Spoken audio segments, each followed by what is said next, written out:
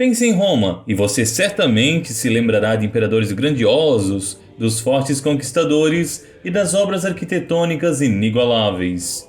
Mas também, quase que instintivamente, vem à nossa memória um lado menos lisonjeiro, ligado a crimes terríveis, a uma política corrupta e a perversão sexual de dar inveja nos tempos atuais. Quem aqui não se lembra de Nero, que teria tocado harpa enquanto a capital toda era incendiada, ou de Heliogábalo, que ficou conhecido por ter feito de seu escravo o novo governante? Ou ainda Tibério e sua ilha dos prazeres e de terrores? Mas nada, nenhum deles, supera a brevidade e o horror do reinado de um homem, Calígula. Não à toa, a sua figura ficou conhecida entre os próprios romanos, e na posteridade também, como o comandante mais sanguinolento, depravado e louco desse poderoso império. Tire as crianças da sala e afaste a sua avó, porque hoje vamos falar do maior monstro a governar o Império Romano. E não se esqueça ao final do vídeo, se gostar, de deixar essa curtida e de se inscrever no canal. Isso é fundamental para o nosso crescimento. A história de Calígula vem fascinando os psicólogos ao longo das últimas décadas, que têm tentado em vão entender a sua mente deformada. Alguns atribuem o seu caráter a problemas desenvolvidos ainda na infância, devido ao ambiente militarizado e sangrento em que cresceu. Isso porque Calígula era filho de um aclamado general germânico e desde cedo conviveu com o pai em campos de batalha, assistindo de perto a morte dos bárbaros e inimigos. A paixão do pequeno Calígula pelo mundo militar era tão grande que recebeu esse apelido. Calígula vem de Cáligas e quer dizer literalmente botinhas, já que esse rapazinho andava entre as tropas trajado com botinhas usadas pelos militares.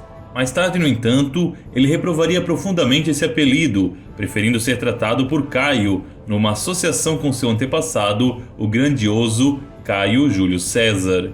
Nesse período, Roma era governada por Tibério, sucessor de Otávio Augusto.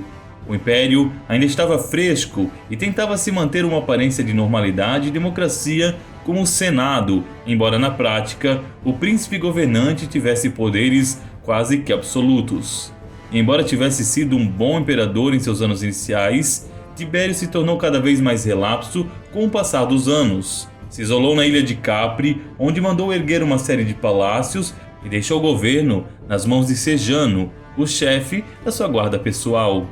Os palácios de Capri se tornaram um centro de terror e perversão para os pobres romanos que estavam acostumados com uma moral forte, e com o imperador Otávio Augusto, que era o próprio primor da ordem, Tibério deve ter sido mais que chocante. Suas orgias incluíam de tudo, com especial apreço por ver jovens transando e por práticas sadomasoquísticas grupais. O isolamento e as práticas do tirano o tornaram muito impopular entre o povo. Paralelamente a isso, crescia a fama do pai de Calígula e a possibilidade de alguma rebelião no exército apoiá-lo como governante. Enquanto viajava ao Oriente, Germânico acabou sendo envenenado pelo governador da Síria, supostamente a mando do próprio Tibério, que não desejava ver o seu posto ameaçado. É evidente que a morte desse famoso militar foi atribuída a alguma doença ou peste para abafar as possíveis revoltas adicionais que pudessem surgir diante desse crime hediondo. Mas as perseguições posteriores aos outros membros importantes da família não deixam dúvidas de que, dos rochedos isolados de Capri, partia um esquema poderoso para destruir todos os parentes do jovem Calígula. Desde cedo, o futuro imperador cresceu nesse ambiente incerto e hostil. Sua mãe, Agripina, juntamente com seus irmãos mais velhos, foram todos acusados por Sejano, aquele braço direito de Tibério, pelo crime de traição. A pobre mulher foi violentada e banida, vindo a morrer pouco tempo depois em seu exílio, devido às complicações ocasionadas pelos maus tratos que sofreu. Já o irmão mais velho de Calígula, dizem os historiadores, passou tanta fome que teria comido o próprio colchão da cela para que pudesse sobreviver. Acabou morto, como muitos outros parentes próximos de Calígula. Não é possível compreender os efeitos psicológicos desse processo na mente daquele adolescente. A certeza de que ele seria o próximo a ser vitimado o rondava constantemente como um pesadelo. Se ele adquirisse fama e fortuna, se tornaria um perigo.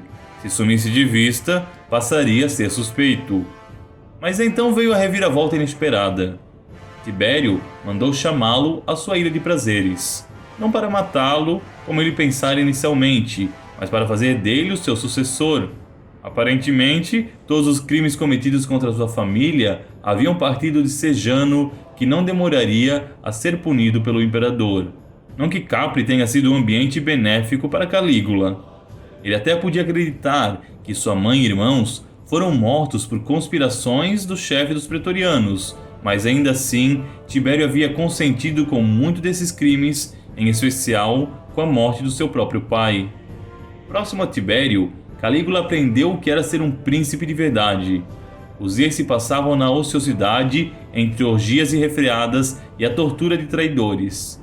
A mente de Calígula foi se deformando, tornando-se cada vez mais psicótica. Mesmo ali, ele sabia que podia morrer a qualquer instante, bastasse uma única ordem vinda de Tibério. Alguns atribuem a loucura que Calígula viria a desenvolver aos próprios excessos megalomaníacos que ele enxergou. Outros ainda se referem ao vinho. Os romanos, que desconheciam o efeito nocivo do chumbo, o usavam para adoçar a bebida. É evidente que o chumbo causava efeitos irreversíveis também no cérebro humano e pode ter sido a causa de problemas psiquiátricos que muitos imperadores vieram a desenvolver ao longo da vida. Explicações científicas de lado, o que importa a história são os fatos. Depois da morte de Tibério, Calígula se viu de repente no centro de todo o império. Seus primeiros meses de governo foram espetaculares. Mandou cortar impostos, suspender penas, construir obras, distribuir comida. Os romanos agradeciam aos deuses, pois depois de um período nefasto, parecia que finalmente teriam de novo a paz e a prosperidade. No entanto, outra reviravolta na vida do novo governante iria mudar completamente essa trajetória. Segundo relatos, Calígula teve uma crise nervosa, fruto do estresse acumulado e dos traumas que sofrera ao longo da vida. Ao retornar do episódio, ele se tornou completamente louco. É provável que tenha acreditado que fora envenenado pelos próximos a si, visto que naquela época não se compreendia profundamente esses episódios histéricos. Isso fez dele retomar o estilo adotado pelo seu antecessor, especialmente contra os senadores. Por alguma razão, Calígula tinha esse apreço especial em humilhar o Senado, chegando a ameaçar tornar o seu cavalo, Incítatus, como um senador. Era comum que ele dormisse com mulheres desses nobres romanos, fazendo isso de forma que o traído soubesse do acontecimento e se sentisse ainda mais humilhado. Ninguém escapava de seus atos hediondos. Certa vez, mandou a legião de Roma marchar e se preparar para a guerra.